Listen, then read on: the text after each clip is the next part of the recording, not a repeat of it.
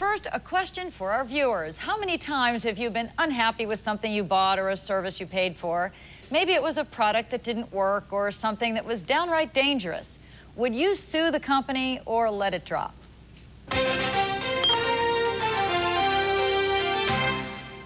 Everybody needs to take some responsibility themselves. You know, it's not just always the company's fault. I think they should stand behind their products 100%. I think everybody's kind of sue crazy this day. The consumer shouldn't go and sue. Maybe they should try to work out an agreement to help the company better their product.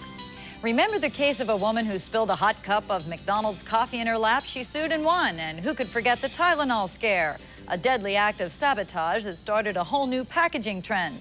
Of course, not all product liability cases are that dramatic. What is dramatic, though, is the increase in the average award to settle a case. Back in 1987, a plaintiff would come away with $225,000 on average. Just last year, the average product liability award was $500,000. With me today is Dr. Audrey Guskey, professor of marketing at Duquesne University, and thanks for joining us. Dr. Guskey, how many people actually do sue? I mean, I can't think, when I get something, I just complain about it, but I wouldn't sue. The majority of people do not sue because they are blaming themselves, they're not blaming the company, they blame other people. You've got about 9.5 million people having some kind of injury due to a product, but only 1 out of 50 are suing. And when you look at people who are seriously injured, only about 3 or 4% of these people are suing. So it's a very, very small number of people actually putting out some lawsuits. Even of the people who are seriously injured? Yes. Even though they tell us we are becoming so litigious. I see. Well, who is most prone to these injuries that people would sue for? Well, if you look at work-related injuries, it's particularly men. Blue-collar workers tend to have more injuries. But when you look at the home, men and women are on equal numbers. Children, about 1 in every 10 people who are injured is a child, and there's very few injuries related to the elderly. And that could possibly be because they're either not reporting them, blaming themselves for age-related problems. So the elderly is usually the smallest number of people.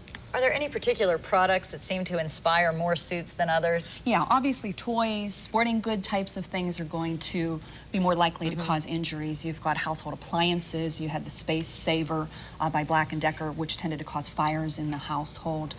You also have tools, various machinery and tools used in the household. Cars. Cars, yeah, we're mechanical? really ignoring cars at this point because that is really a whole new ballgame. This is just other types of products excluding automobiles. Okay, well, how large, I mean, if you do sue, what are your chances of winning?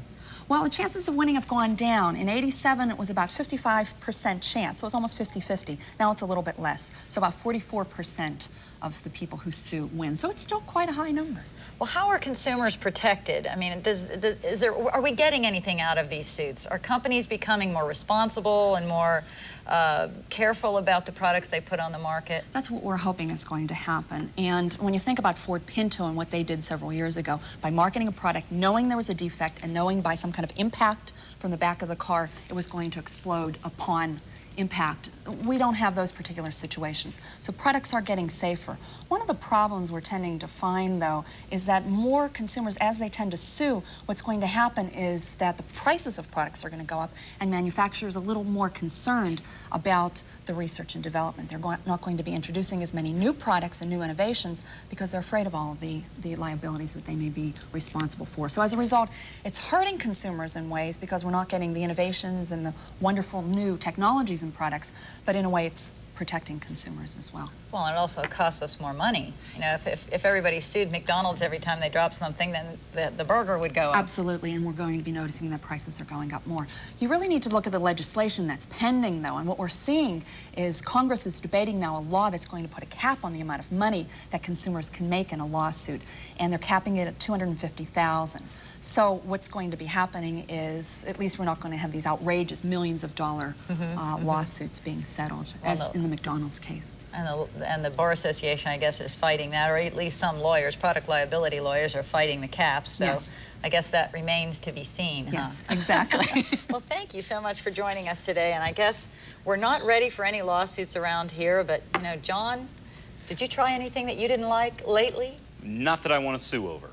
Good. Not that I'm going to sue over. Thanks.